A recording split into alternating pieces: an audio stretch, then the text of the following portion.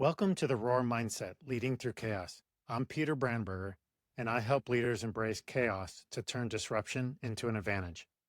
Each episode brings stories and strategies to help you stop fighting disruption, lead with clarity, and thrive in uncertain times. I'm joined by Diallo, an innovation strategist, system thinker, and founder of Inspire and Aspire. Over the past 3 decades, Usman has worked across global technology, research, and leadership, including nearly 20 years at Intel and leadership roles at EPFL in Switzerland. He is also the author of The Cognitive Revolution, Navigating the Algorithmic Age of Artificial Intelligence. As I read this book, I found myself thinking much more about people than AI. In this episode, we explore leading in a world of AI and what it means for us as leaders navigating its challenges. We discuss how leaders build trust, care for people, make better decisions, and preserve what makes us fundamentally human as technology accelerates around us. Usman introduces a practical way of thinking about these challenges through system thinking, emotional intelligence, strategic foresight, and anticipatory governance. He brings these ideas to life through stories of transforming struggling global programs, building trust across cultures, and leading with genuine care for people. I really enjoy this conversation, and I'll share a few reflections at the end on what stood out for me and how you can apply these ideas to your leadership. Enjoy. Welcome, Usman, to the Roar Mindset podcast. Glad you can be here today. Thank you for having me. I'm glad I can be here today. Yeah, I'm looking forward to this conversation, especially after listening to your book, because it definitely sparked a lot of thinking, and we'll talk a little bit more about that. But before we jump into that, let's start off with what matters most to you these days as a way of having people get to know you a little bit more. That's a very good question. So nowadays, I just started my company about a year ago, Inspire and Aspire LLC, and I try to work with leaders and companies to bring them a sense of resilience in this age of artificial intelligence. So you see, with the acceleration pace of artificial intelligence and the linear pace of our institutions, a lot of people feel lost in this in this age. So basically, what I try to do is bring them clarity, calm, and momentum, and then enable them to build resiliency in their businesses so that they can evolve as the technology evolve. And that's what I've been trying to do. I want to help them solve their problems, see better clarity in their problems, and so that they can address their problems the proper way. It is what the company needs and what the leaders need, and how can we resolve and address their issues the right way, in a way that is convenient for them, in a way that is appropriate, and in a way that will address their need and build resiliency in this age of acceleration. Nice. It's a very large initiative as far as all the things that have to be tackled to make that happen, to make it resilient and to have people, have that clarity and moving with more ease. And It is, but if you look at my life and how I went through different companies and different experiences, I've been a system thinker from the get-go. This is what I learned from my parents. This is what I learned from my uncles, my dad, my mom, my aunts. They've always been system thinkers, thinking about problems from the top all the way down and looking at what are the interconnections between things and how can they address those and how can they anticipate the ripple effects, second order effect, third order effects, so that they can build solutions that are that will be resilient from the get-go. And unfortunately, I didn't know that I was a system thinker till later on when I discovered system thinking. one thing I've noticed in your readings and looking on some of the things you publish as well as your book, you talked about the cognitive revolution, or in the cognitive revolution, you talk about, how things are changing with AI and so forth, a person. How did that come to be?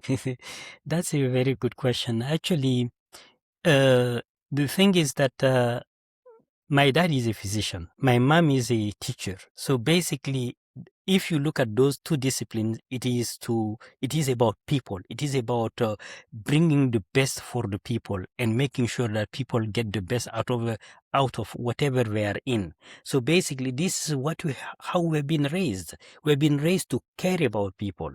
We've been raised to give to others, to desire for ourselves, for others what we desire for ourselves. And then, so basically, that's why the emotional intelligence components becomes so important, because you need to be able to put yourself in the shoes of others, understand what are their aspirations, what are their challenges, what are the things that we are going through. And then when you understand that, then it becomes easy to understand them and then see what we are trying to do, and then be genuinely connected to them so that they know. And this is why it's so important.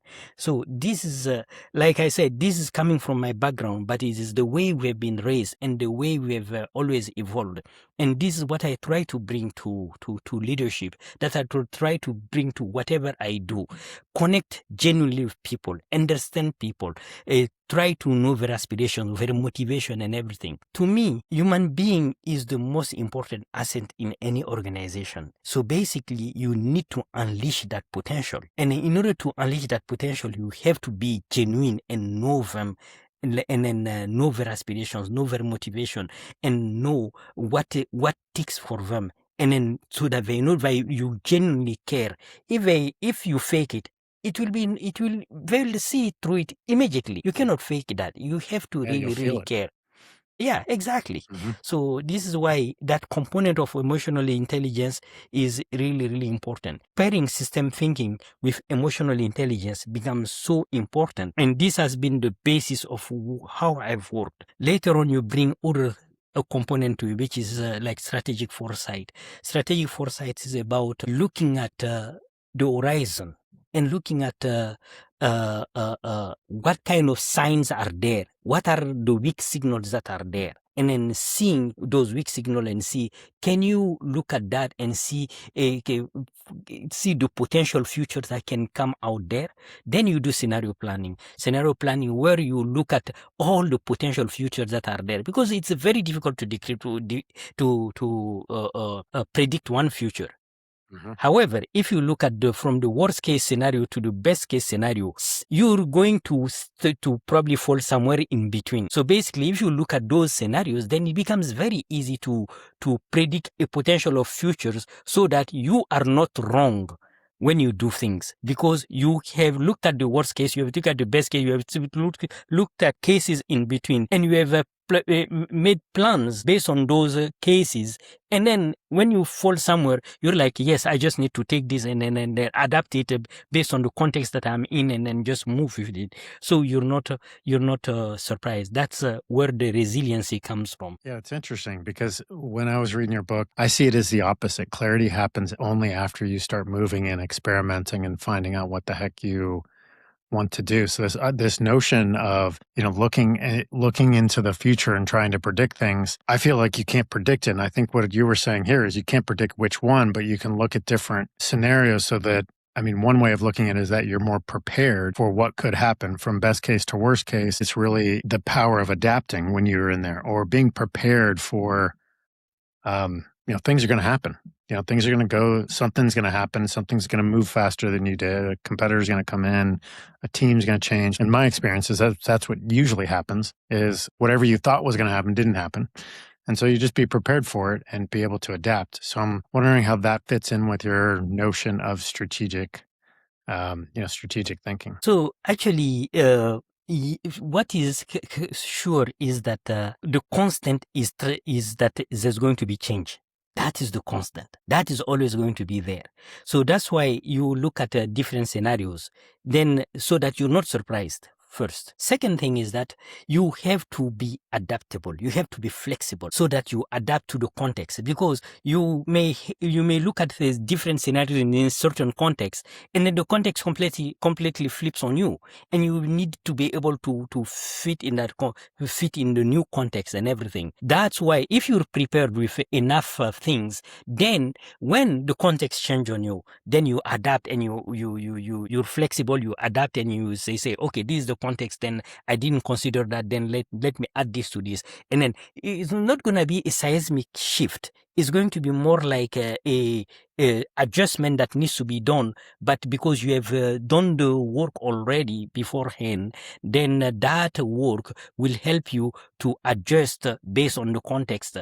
But in one of the things is that you have to be able to anticipate anything that can happen, because things will change on you, and seismic flip can happen also. If it happen, just go from what you know and build slowly upon that. My dad used to say that intelligence is the ability to recognize what you know in a given situation. Basically, if something comes, you quickly identify what you know. And then from there, you start building. This is why we go to school.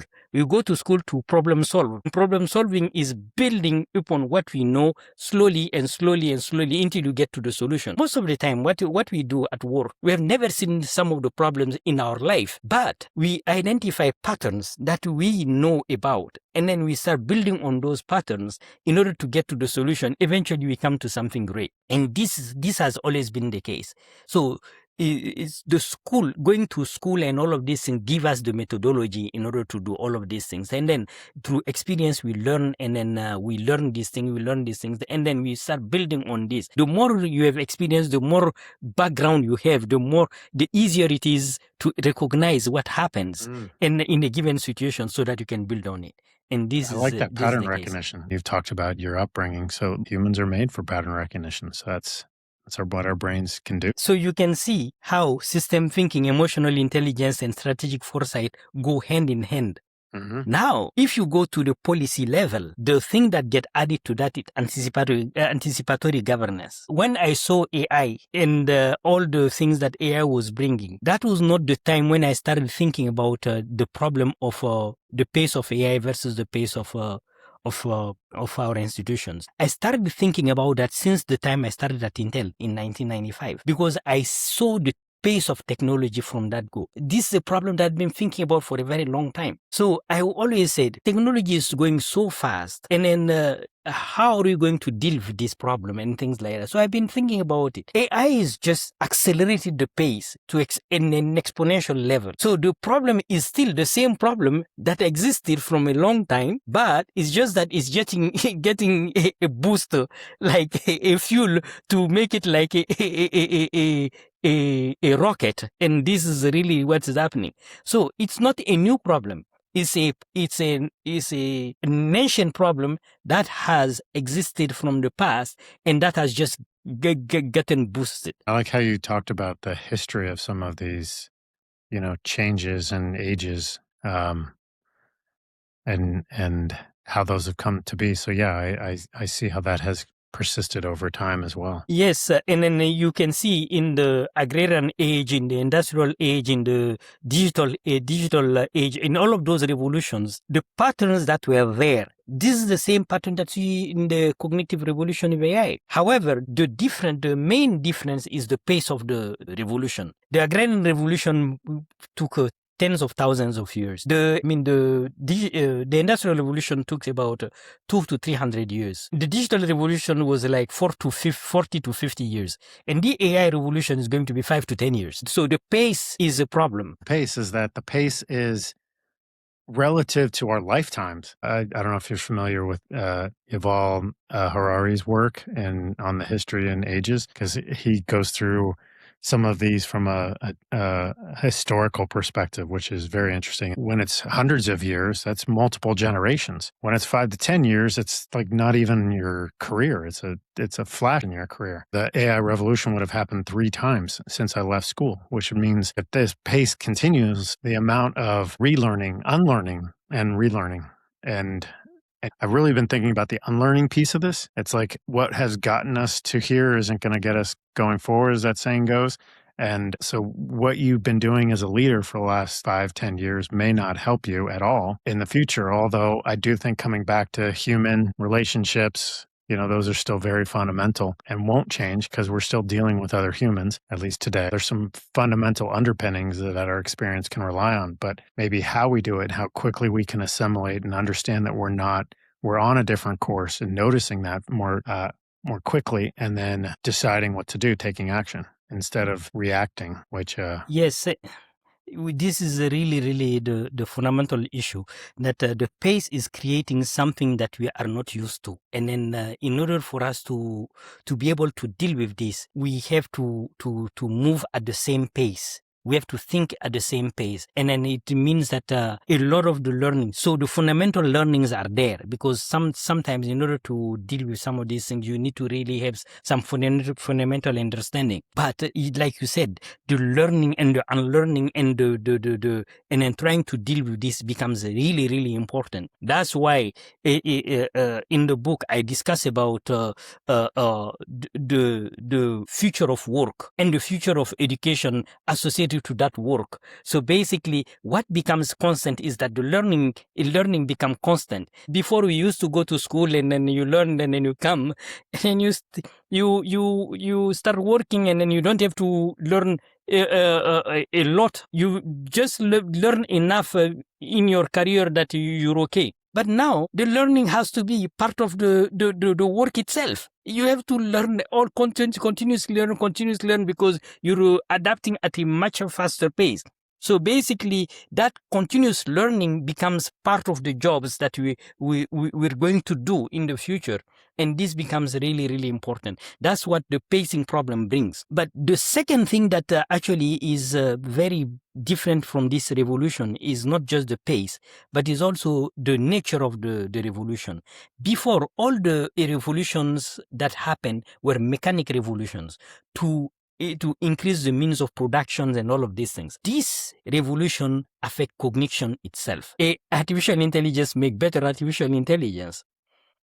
It's just the cognition itself is being affected, and you can see that the productivity that it can bring, is a lot, and then if used properly, but also with the productivity that it brings, if you make a mistake, also the mistake is really well amplified. Yeah. So you really need to be careful, especially with all this hallucination and everything that I discuss in my first book, The New Nexus, and the future of information discovery. And then so basically, you need to be aware of these things so that you address those issues. And so it's going to be a lot of adaptation, a lot of learning from us, because we have not seen yet the extent of this revolution. We have not really, we're just scratching the surface in this in here. And that's why it is so important that as we are today, we have to set up governance systems in place in such a way that we can deal with this. Because the problem is that if we don't put those governance systems in place properly, what will happen is that it will be disastrous. So in the book, I talk about the Coleridge dilemma. The Coleridge dilemma is very simple. It is like we bring technology, and then we start using the technology, then it get embedded in society. Then all of a sudden we realize, my God, we brought so many wrong things here and so on and so. We start to devise laws and policies in order to deal with those issues. So that will work if the technologies are going at a slow pace. But when the technology is going at a high pace, all of a sudden, by the time you devise something, it's already obsolete. Yeah. So that's why we talk about anticipatory governance. Make governance system in such a way that you can move the governance system with the technology itself. So that means designing the technology with governance in mind from the get-go. That may mean sandboxing some of these things, then testing it, and then seeing what are the potential ripple effects that exist, and then be putting governance system in place so that when it is deployed in the broader society, then you already have something. It is about where strategic foresight in governance becomes so important, because strategic foresight in governance will enable us to look at the potential futures. And if you look at potential futures, then we can govern those potential futures in a better manner. Otherwise, we'll be really surprised. Yeah. I mean, We'll be really surprised. That's such a different way of developing and releasing technology compared to the way software was delivered. You you get it going, and like the Scrum model or whatever, you just get something out there and you iterate it and revise it as it's out there.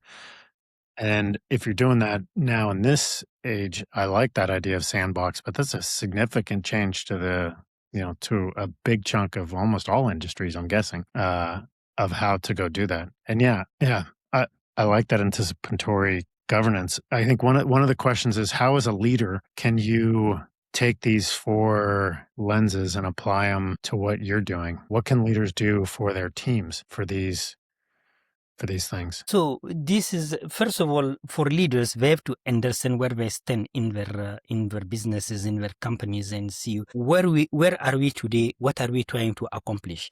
Because the way I see AI being used, and the way I see it's the same way as we saw the dot-com boom. Anybody who had a clear strategy, clear vision, and they wanted to do something, they brought the internet in. It just amplified their business and made them a stronger and more competitive. Anybody who was not standing on anything and then brought in a dot-com just basically got money to do because of the money that was easily gotten from the venture capitalists, they all failed. So AI is going to be the same thing. Anybody who has strong strategy and then know how to implement AI in the proper manner in their workflows, in their businesses, those people are going to strive. Anybody who doesn't have any idea what they want to do and all of these things, they bring AI, is just going to amplify the problem, and they're going to fail.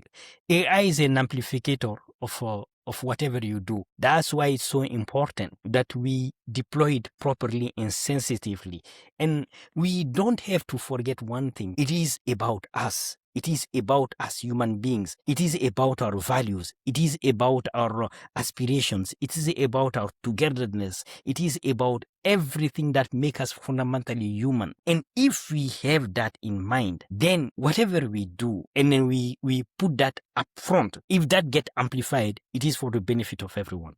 If that get shut down, it is for the detriment of everyone. And this is where we have to see it. That's why the four lenses work so well together. Then in the book, I discuss why emotional intelligence become a strategic piece, because AI cannot feel affection. It cannot feel sadness. It can simulate those feelings that we have, but it cannot feel it. And there's a lot going on in our communication that's nonverbal, and even in the tone, but the energy flow that's going on between, and the visual information is just immense. And yeah, that's not at least getting transferred today with AI. Exactly. And actually, I was the other day I was in Morocco. I've written several applications of the book. The first one was about Stark Jarvis solutions. In the Avenger movie, how Stark used Jarvis and all of these things. And then the second thing was about the update of the EU Act and why that was the right move. And the third one application was about healthcare and AI, what I call the desperation algorithm. I was moderating this panel about this, and some of these issues came. And then one of the professors, Professor Sufi, on the panel, is a surgeon. Robotics is one of the people specialized in robotic surgery in one of the top hospitals in Africa doing that. And he ask bluntly the questions to the audience. Who would like to go to a place and AI observe all of your things and give you a prescription, and you go and get that prescription without any human intervention? And this is really the thing. Nobody would do that. And then basically he gave a case of someone who in France who put their symptoms inside the AI, and with the results of their exams, and AI said the person had cancer. The person panicked and had a panic attack and heart races and all of these things, and just had a heart attack and died. Meanwhile, the person didn't have cancer. So you see why it's important for human to deliver such news, and for the human to be in the loop, to understand the context, to understand everything, and then come and deliver the news properly in such a way that people can get it. So this is really something that we need to take care of. Yeah. That the human factor is so important in this age of AI. That's we have to really, really take care of it, and we have to have that human in the loop. And that human in the loop has three conditions. So when AI make a decision, human has to be close to that decision, close enough to understand why the decision is made. The AI decision has to be completely transparent so that the human know exactly why AI has decided what are the confidence level in that decision. Two, the human has to have the authority to change that decision based on the experience that they live and all of these things. And three, the human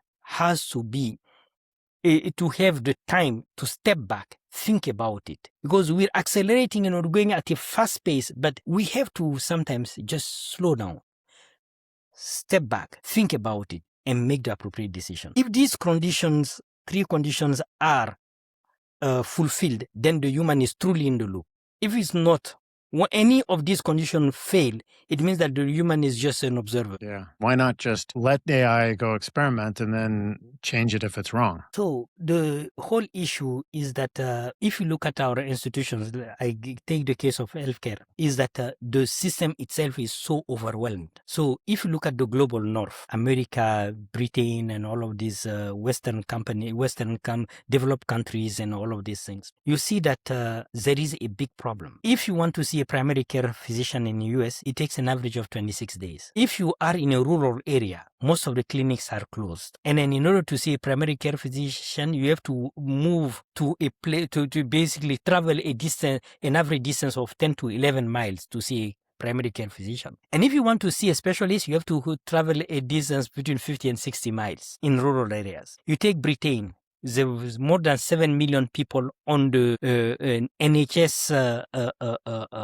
waiting list for care between 6 to 18 months. That's the global north, where there are a lot of doctors and things like that, like to doctor to patients about 1 to 300 or so. You go to the global south, where the ratio of the doctor to patient is about 1 to 3,000. And then the infrastructure don't even exist. If you're in a rural area, you need to see a doctor, you need to travel to the big city. And that entails a lot of cost of traveling, cost of living in the big city, cost of seeing the doctor, cost of doing the exams and all of these things. So basically, in the meantime, if you type your symptoms into AI, in less than a second, you have the answer. Where do you think people will go? Yeah, exactly. So basically, this is the main problem. So in that case, are you going to be reactive or proactive? Because when you have the pain right now, you're going to be proactive. You cannot afford to be reactive. So this is the issue. So that is in healthcare. In a lot of domains in society, this is happening. That's why the proactivity is there. And then we have to be proactive in establishing the right governance systems. If you're not proactive in putting the guardrails today, we are going to regret tomorrow. And this is what I have been advocating in my writings. Yeah. All right. So we've talked about the four lenses a little bit, and maybe tell us some about stories of how these came to be, and like what is your experiences, and things that went well or didn't go well that kind of form these lenses for you. Like I said, I've been a system thinker from the get-go, and the emotional intelligence by caring about others, and that has been the values that have been instilled on us since the beginning. And then when I work at Intel, then the idea of strategic foresight and scenario planning and things like that, then I started learning about it, because I used to run TSLURP, the Technology Strategic Long Range Plan. First of all, I participated in program managing the TSLURP topics. Then later on, ran TSLURP completely when the original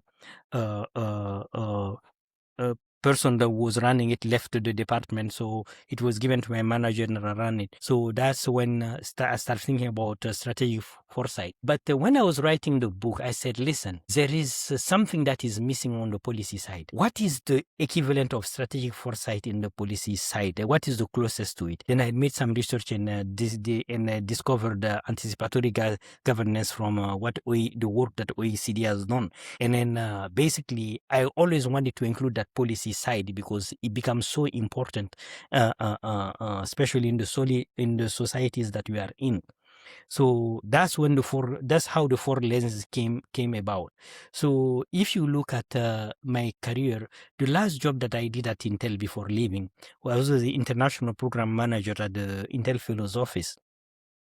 And basically in Intel, we had about 80 to 90% of the revenue coming from outside of US. Meanwhile, 80 to 90% of technologies at the highest level were in US. So even if you had to do a company to company engineering meetings, you had to rely heavily on the technologies in the US.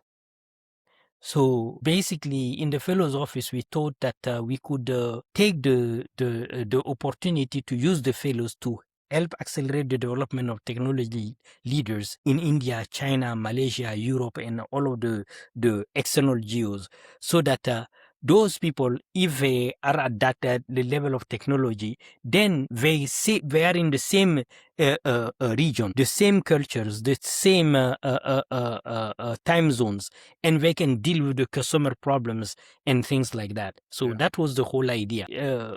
I was hired as program manager, and I came in and I found that a program that was on life support and that was dying. The first thing was to try to understand what is happening. Then I went ahead as a system thinker. Then you start thinking, okay, what's going on in this system? What are the patterns? What's going on? So you start identifying the problem. Second thing is that emotional intelligence was so important because people did not trust each other. So let me put it this way. Before me, the program was given to someone who had another job, and that person was just an added function to that person, and that person didn't have time for it. So basically, naturally, there was distrust from India and China, because India program was alive and then China program was about to start, but it was really not getting anywhere. So if the person that is run the program is not available, how are you going to trust that person? Yeah. So if you look at all of these patterns, you're realizing that there is a fundamental problem that is here that you need to solve. So in order to solve it, you need to first gain the trust of the people. So this is what I tried to do. So before, when I first came, people wouldn't come in the meeting. Will be 30 minutes late, 40 minutes late in a 1 hour meeting. I will sit in a meeting waiting for 30 minutes, 40 minutes, and we come, we get the 20 minutes that we could leverage, and then do whatever we can and go. So I realized that there is a really big problem here. We need to solve this. But I didn't want to blame anyone. I just said, I need to understand why this is the case. Then I said, okay, there's a trip coming to India. I'll go there and then I'll see what happened. When I went there, the first thing is that I sat down with them, and from the technical leadership pipeline leader to the India site leader to all the leaders of the different organizations that are there, and just discuss with them, and then told them what my vision is. They didn't have to trust me with that vision because they have been burned before. Yeah. So, in the Eastern culture, one of the most important things is to build relationship first. So we went and we ate together. We ate lunch together, dinner together, and discussed about our families, about our aspirations and all of these things. And that really enabled trust. And there were some little things that I did that were very little in terms of changes, but that were very immense for them. So what used to happen is that we used to have the meeting in the daytime in US, which is nighttime in India. So I told them, listen, I don't want to do that anymore. You guys are more than me alone. So I'll put the meeting in the daytime for you and nighttime for me. It's much easier for me to deal with that than you. And that actually built a lot of trust. Yeah. Because they start saying that, yes, this person cares about us and we cares about that we want to be, he wants us to be there. Thing, but makes a big difference. So those kind of things, they really helped establish the trust with us. And every single thing that I said to them that I would do it. And they start believing in that. We had the strategic mini conferences in the US that was attended by only principal engineer and senior principal engineer, engineers and fellows. And I start connecting these guys, grade 8 and grade 9 in these, so that we can get the networking with these people, the principal engineers, senior principal and fellows here. And then I started plugging them into Tisler, and we start presenting it from, so it's just a lot of things like that. And I started organizing some mini conferences in the regions. In Europe, I started one mini conference in Europe, one in India, Pakistan, and India, Malaysia, and China. And I brought in a lot of fellows to those conferences and everything. And then they start seeing that what I said I would do, it was really genuine. Doing it. And then out of the few years that I was running, I was in Tisler, 4 international leaders led Tisler topic in 5 years. That's great. So they saw the exposure, they saw what we were doing. The fellows would be there and we're living with them 2 months every quarter. And they start seeing the difference. And they start seeing that we cared. And that made a big difference. And that established the trust. And then we start getting results. So the program went from a life support to a fully sustainable in 4.5 years. That's great. And everyone was surprised. This is, so it's just taking the same lenses that I've been talking about. These are the things that I use in order to establish this. And then, like I said, this has been part of what I've been doing the whole time. So the values that I was raised with. And this is why it was so important to implement this way. So that's why I say again and again, you have to be genuine. If you're not genuine, people will see through the crap. Yeah, genuine is right. And what comes to me is, how did you keep these young or early lessons that you got? How did you sustain this? So basically, whenever I talk to my dad or my family and everything, they always reminded us about some of these things. And then my dad used to be a very deep thinker and everything. And then the lessons that he taught us when we were growing up has always been there. And plus, I'm Muslim. And then if you study the values that Islam bring, and then which has been continuously doing, it is exactly the same thing. It's always about the people.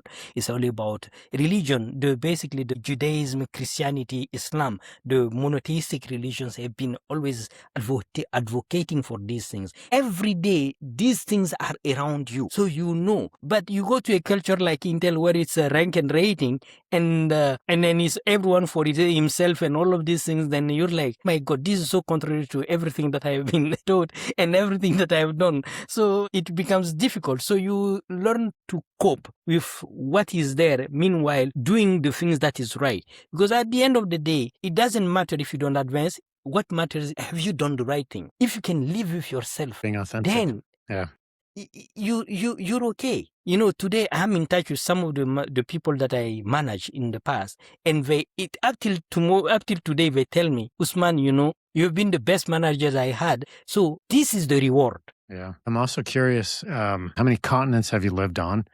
And from all of that experience, what lesson do you bring from all of that to leadership? I was born and raised in Mali. And before my 18th birthday, I came to US to study. Then I lived here for 25 years. Then I moved to Switzerland. And my wife is in Switzerland, so I joined her there. And then I lived in Switzerland since 2014, so about 12 years now. And meanwhile, I used to go to India, Malaysia, China, twice a year from 2007 to 2012. I try to study their culture and understand what they're about and everything. What it teaches you is that, first of all, we are all human beings. We all have the same aspirations. We want to do best for our families. We want to have good friends.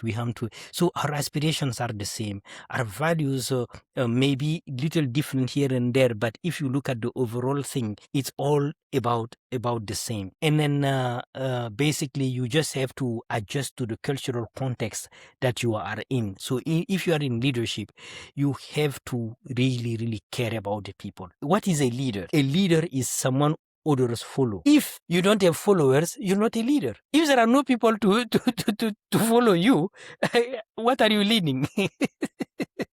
It's a very good reminder to folks. You have this title. That doesn't mean you are a leader. It's great when they're not your direct reports or they're not your team. Are those people following you, and are others? And are you listening and engaging with them?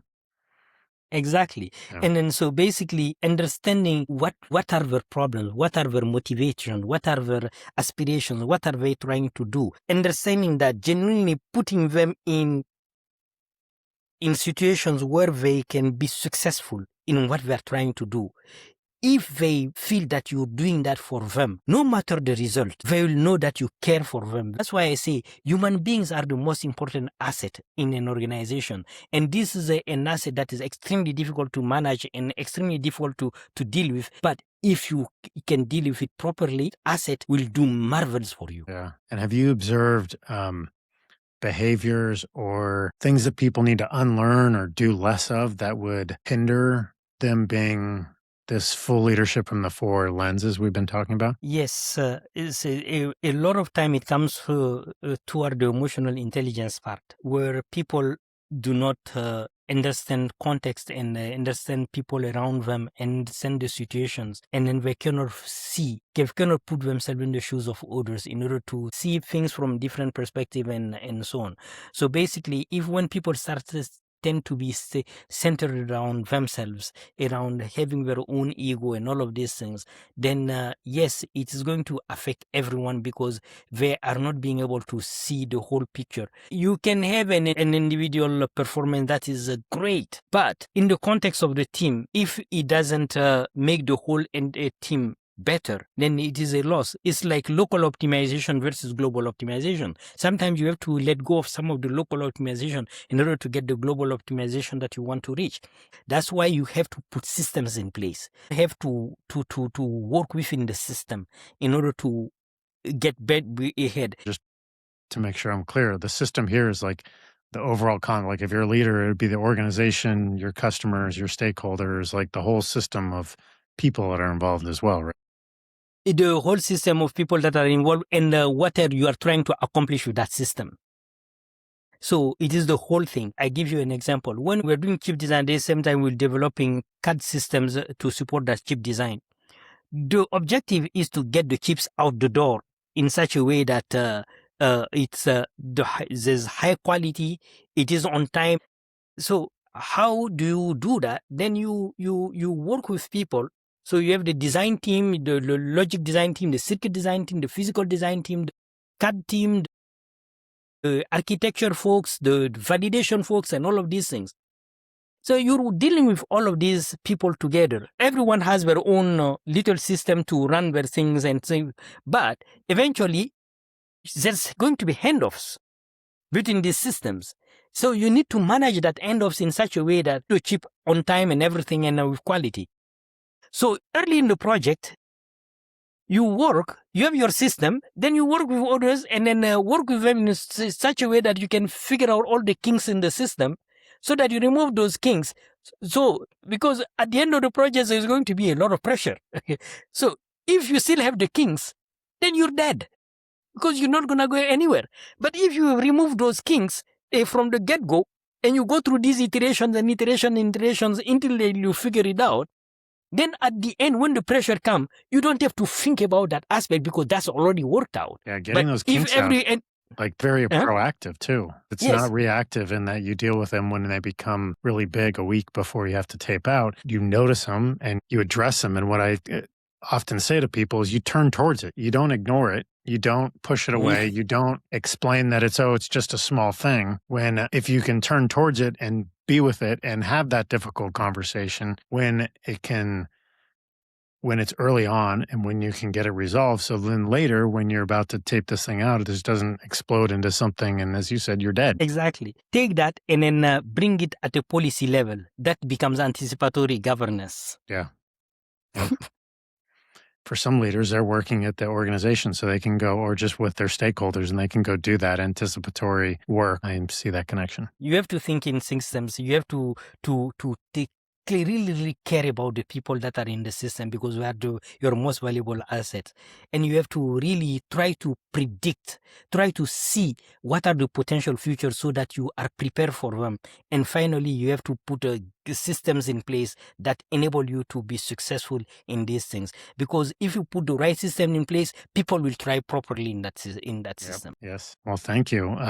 A couple of questions as we wrap up. What gives you hope right now? Oh, I believe in us as human beings. I believe in our values. I believe in our humanity. I believe in what we stand for. And basically, this race is a race that can adapt, that can learn, that can go forward. I believe in that. And when adversity comes, we stand up to it, and that gives me hope. That gives me hope that we are going to do the right thing, even in this cognitive age of artificial intelligence.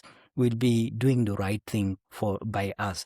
It's not going to be easy. It's never easy, but I have hope that our humanity will prevail. Yeah, that's great. And what is the one leadership lesson that you keep learning again and again? It's all about people. It's about people. It's about us.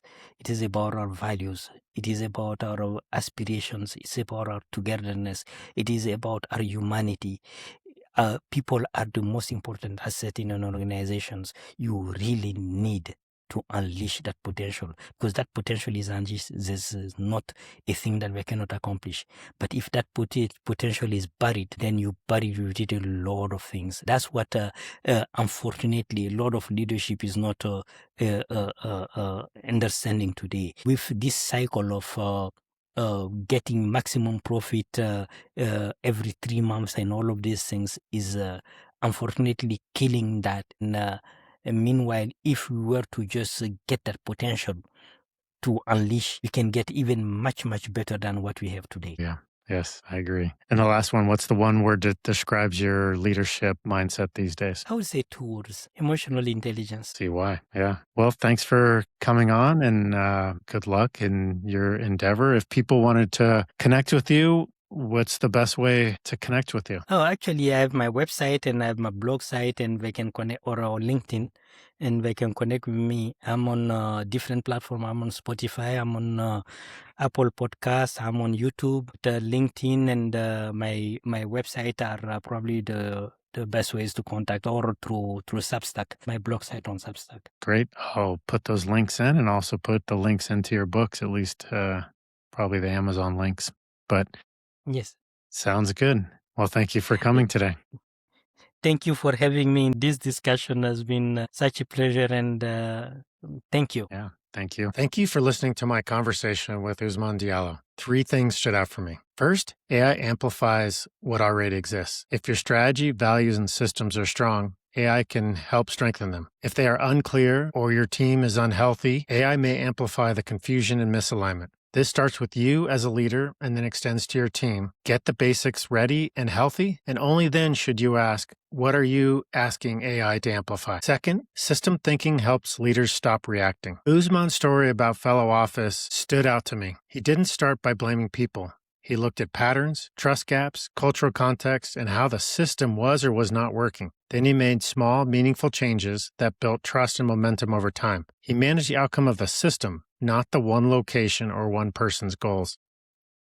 As you think about your next challenge, ask yourself, what system am I leading within? Where am I reacting to symptoms instead of improving the system itself? Third, prepare for multiple futures. Don't predict one. Strategic foresight isn't about being certain. It's about being prepared.